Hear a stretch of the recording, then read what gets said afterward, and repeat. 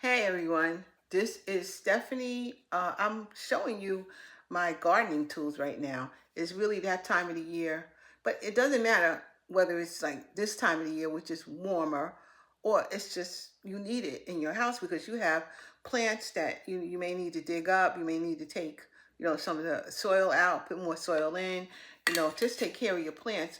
We need these, okay? If you're a gardener of any kind, and I'm a bit of a gardener. I like to do my tomatoes in my yard, and I have a house plants that I can use this with. So these are just good to have around if you're going to be gardening any kind of way.